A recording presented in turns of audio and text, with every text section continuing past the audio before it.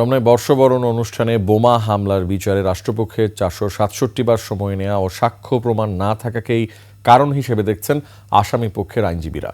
আর রাজনৈতিক কারণে বিচারের এই দীর্ঘসূত্রিতা বলছেন আইন বিশ্লেষকরা। তবে হত্যা মামলায় হাইকোর্টের রায়ে ন্যায় বিচারের প্রত্যাশা তাদের।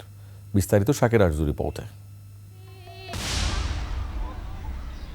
2001 সালের 14 এপ্রিল রমনা বটমূলে ছায়ানটের বর্ষবরণ অনুষ্ঠানে বোমা হামলা চালানো হয়। ঘটনাস্থলেই 9 জনের মৃত্যু হয়। পরে হাসপাতালে মারা যান আরও একজন।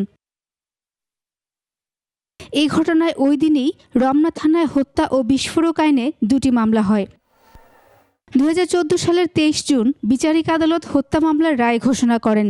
এতে নিষিদ্ধ ঘোষিত জঙ্গি সংগঠন হরকাতুল জিহাদ হুজির শীর্ষ নেতা মুফতি আব্দুল হান্নান সহ 8 জনের মৃত্যুদণ্ড এবং 6 জনকে যাবজ্জীবন কারাদণ্ড দেন আদালত। এর মধ্যে সিলেটে গ্রেনেড হামলা মামলায় মুফতি হান্নানের মৃত্যুদণ্ড কার্যকর হয়েছে।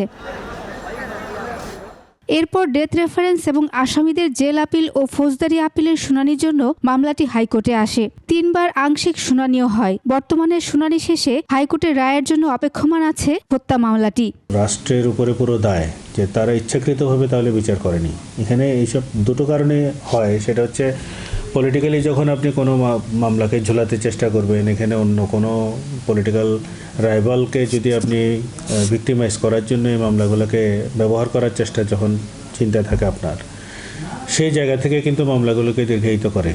মামলার দীর্ঘসূত্রিতার জন্য রাষ্ট্রপক্ষের সময় আবেদন ও সাক্ষ্য প্রমাণ না থাকা সহ বিভিন্ন কারণ তুলে ধরেন আসামি পক্ষের আইনজীবী। বিচারের জন্য বিচার হয় নাই, এখানে বিচার হয়েছে যে সাজা না দিলে কেমন হয়, কে কি মনে করে তাই দিয়ে দেই। এভাবে তো ক্রিমিনাল জাস্টিস সিস্টেম চলে না। ফলে রাষ্ট্র এত বড় ঘটনার আরও অনেক ভালো এভিডেন্স সংগ্রহ করা উচিত ছিল, আরও অনেক সায়েন্টিফিক টুলস টেকনিক্স ব্যবহার করা উচিত ছিল। সেটি তো করতে পারেন নাই। না পেরে যাকে ইচ্ছে তাকেই সাজা দেওয়ার ব্যবস্থা নিয়েছেন। এই জন্যই এই দীর্ঘসূত্রিতা এসে আমাদের সামনে দাঁড়িয়েছে। হত্যা মামলার রায় ঘোষণা হলেও বিস্ফোরক মামলাটি এখনও ঢাকার 1 নম্বর দ্রুত বিচার ট্রাইব্যুনালে বিচারাধীন। শাকের আরজু, একুশে টেলিভিশন, ঢাকা।